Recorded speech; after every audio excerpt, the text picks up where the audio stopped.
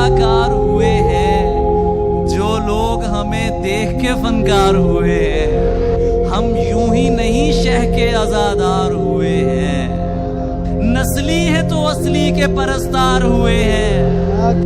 तोहमत तो लगा देते हो बेकारी की हम पर, पूछो तो सही किस लिए बेकार हुए हैं।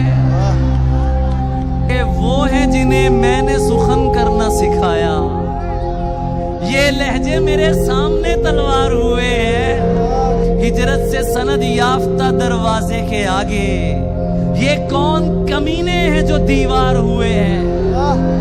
सब आके मुझे कहते हैं मुर्शिद कोई चारा, जिसको दरे यार से इनकार हुए हैं।